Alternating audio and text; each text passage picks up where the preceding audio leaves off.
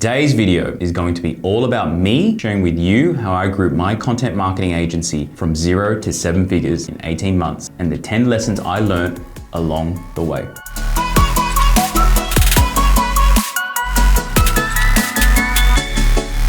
Well, personally, as someone who's launched and had multiple business failures during my early 20s, I reflect back and realize just how little I knew how much it took to run a successful business. I mean, I'm 32 now, so I'm still fairly young as a business owner, but when I started to get serious about learning everything there was to know about running and marketing a business, I realized there was one major issue. And that's there isn't enough information out there. It's that there's too much information out there. And this is the big point I want to make. In the age of the internet, we now have more access to information at our fingertips than any human has ever had in the history of mankind. So it's not about whether you have access to information, it's whether you have the ability to tell the difference between good and bad information. So why is that important? Because I spent years and years copying cuts and bruises along the way, investing a ton of money into courses, coaches, gurus, and anything else anyone had to sell to teach me what I felt I needed to run a successful business. And this is almost a reflective piece for the me in my early 20s who was still trying to figure it all out. And of course, you, the viewer, who obviously would be interested in understanding what it took to build a business like this and what happened to get to where I got to. I also want to preface by saying that I don't think I was born with a competitive advantage, whether it's a rich family or winning the lottery. I did okay in school, went to university and got a degree in events management, hoping to plan major events. And it was during my studies that I got a casual job working in hotels as a front desk agent. And to cut a long story short, I ended up keeping my career in hotels for the next 12 years as I worked my way up the proverbial ladder. I had enough of it, and in April 2019, I quit my job and decided to take a gap year and go traveling for a year. So I sold everything, packed up my bags, and flew around Asia, the Middle East, and Europe for a year with my girlfriend. And it was during that time that a good friend of mine, Davey, who was running his small business accounting firm, reached out to me and asked if I was interested in helping him with his marketing. I had zero marketing experience. We basically agreed that I'd learn on his dime for a pretty cheap rate of $20 per hour for 10 hours a week to help figure out how to market his business. I remember it being a few weeks before I left and we were hanging around my place where I shared with him this insane deck by Gary Vee called the Gary Vee Content Model, how to make 30 plus pieces of content from a single keynote. It was an entire model based on repurposing your long form content into different formats and mediums that could be used across all the different social media platforms. It was during this time that Noel, my current business partner and our creative director, was leaving the film industry as a set designer and was looking for something more stable. Davey offered him a job as his video marketing guy, and the three of us got to work in trying to figure out this content marketing thing. The two of them would film and Noel and I would work together along with trying to figure out SEO, email marketing, and a bunch of other marketing campaigns to see if we could generate leads for his accounting firm. We built his YouTube channel. We were repurposing content to be used on Facebook and Instagram and LinkedIn. I was writing articles and downloadable guides, and we do this week in, week out without fail. And we slowly started to see traction. People started inquiring about his services and telling him how helpful his videos were. We realized that there were 3 key pillars to the content: customer pain points, frequently asked questions, and knowledge gaps. And whenever we addressed those, we'd see an influx of leads. YouTube was driving a lot of that growth. So we looked deeper into how this all worked. I'd study YouTube Studio and the analytics. I'd pour through learnings about how the YouTube algorithm worked, how important thumbnails were for click-through rates. We learned about the best script structure to use that boosted retention and keyword research, impressions, engagement. Anyway, you get the point. And then the pandemic hit in early 2020. The government made a decision to shut the Australian borders and ordered all Aussies to come home. So while sitting in our Airbnb in Bangkok, my girlfriend and I realized that we needed to come home. It was either risk being stuck out of Australia indefinitely or getting back home before the borders shut. We came home in early April 2020, exactly a year after leaving, and I had to make a decision. Either go back to a hotel industry that was completely destroyed by the pandemic or try something different. So while in self-imposed quarantine, I hopped on Upwork and created my profile. Now, I'm not sure if this was just sheer dumb luck, COVID, or maybe it was both, but I ended up scoring work with 2 clients, both of which to this day are still with us at Social Wave. I shared with these 2 clients the methodology I discovered working with my friend's accounting firm, and they were sold. They said yes to paying me a retainer to do this, And that's when I started to seriously consider that maybe I should start this agency. After all, I didn't know how to shoot or edit videos, so I needed Noel to be part of that to make this work. I would deliver the strategy and direction, and he would create the content. So it was during the middle of the pandemic that Social Wave was born. We set up the company and got to work building out systems, processes, and workflows to make this thing replicable. And I think that having gone a year with barely any income besides the $200 a week from Davey, I wasn't scared. I moved back home with my parents and set about making this thing work. And every dollar we made went straight back into the company.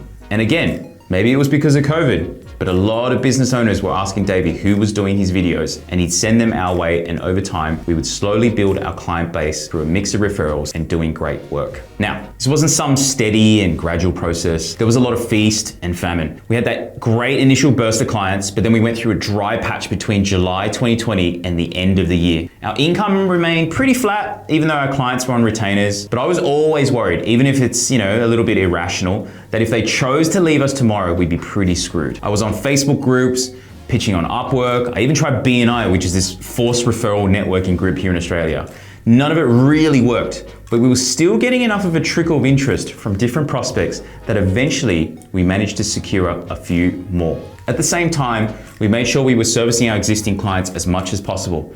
And it wasn't until early 2021 did we see a huge influx of clients who wanted to proceed with our services. One of them was a massive contract that came from a mutual client who finally decided to step away from his marketing consulting role and hand the reins over to us. Another one was from a membership community that I was involved with. We also scored some decent sized contracts with a partner agency of ours who we started to work with. There was no one place that leads were coming from. Then, in September 2021, I engaged a business coach, James Shremko, and was fortunate enough to join his revenue share partnership program called Silver Circle, where we were able to gain additional exposure on his podcasts and acquired clients through this. With this and his ongoing coaching, things took off even further. And by then, we were already generating close to $100,000 per month in recurring revenue. Our business had gone from averaging $20,000 per month in January 2021 to now over $100,000 per month in February 2022 and still growing. During that time, we went from just Noel and myself to now a team of over 20. And if I had to put it down to one thing, that would be that we planted a lot of seeds. These were seeds of relationships, conversations, exposure, and agreements. A lot of them never came to fruition, but we didn't need many of them to work out to pay off. But if I had to summarize the key factors that helped us to grow the agency so quickly, these were the exact things. Number one, good work creates more work. We knew we needed to both deliver for our existing clients to avoid churn while still looking for new work to grow the business. That meant over-delivering beyond the scope and making ourselves irreplaceable. Noel and I were doing close to 80 hours each week in the early days to perfect the system and ensure our clients got the value they paid for. Number two, you can manufacture your own luck. The Roman philosopher Seneca says that luck is what happens when preparation meets opportunity. Maybe because businesses wanted to digitize due to COVID. Perhaps we were riding a wave of video marketing. Maybe it was because videos were such a visual thing that it was an easy sell. Whatever the reason, you don't get lucky without doing the work to ensure you have the opportunity to capitalize on it. Number three, we constantly reinvented ourselves in our marketing strategy. Marketing moves at such a fast pace that we couldn't afford to be complacent. We had to find new avenues and strategies to get even better results. We've also been really fortunate that we have clients so receptive and open to pushing the boundaries that allow us to experiment. Something that we realized a lot of marketing agencies didn't do. Number four, stop fetishizing learning and get good at deploying. I used to be obsessed with learning about things but never did anything about it. And it wasn't until I'd learned something, then apply it in the business, did I see tremendous results. Number five, do the boring work. And when you think you've done enough, do more of it. As the business grew, I concocted new ways to try and generate revenue that was completely out of my lane. And I was given very good advice by my business coach to avoid these shiny objects and do more of what I'm good at, which is helping B2B businesses with their marketing. And more importantly, I was still in the infancy stages of doing this, having been in business for less than 2 years. Number six, business success can be highly predicated on having a long runway. What I mean by that is that had I given up on the business just before our big growth phase in January 2021, or if we'd run out of cash to keep going, then we wouldn't have the business we have today. Just like my point about being lucky, being able to stay in business is sometimes half the battle, especially in the early stages of business as you establish yourself. Number seven, Making your first $100,000 is way harder than making your first $1 million. This is because you're an unknown when you first start out. No one knows about you. You have no track record. You have no credibility. But when you have proven success, then you can certainly expect more business to be coming your way. Number 8, speed over everything. If you're waiting for the perfect moment or spending too much time worrying about the 20% that doesn't deliver 80% of the impact, then you are missing out. If it's good enough, then ship it out and keep improving and iterating over time, because quantity leads to quality. For us, this was all about moving fast on new strategies and testing out new tactics.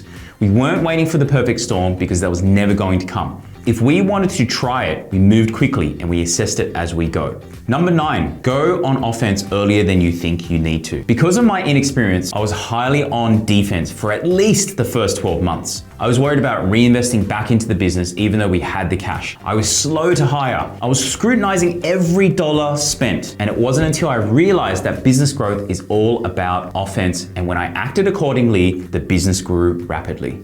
And number 10, continuity leads to success. And more specifically, the continuity of team members leads to disproportionate business success. I learned this really early on when I was working in hotels and managing large teams. Every time we had staff turnover, it would cause massive issues within the business. We had to recruit, train, and then ensure that the new team members would slot in where the departing team member left. And so I was both really fortunate and unfortunate to experience both stable and unstable teams. So I knew as a business that heavily relied on human capital that it was key to ensuring that we not only had the right team members, but also the continuity of team members to grow our business.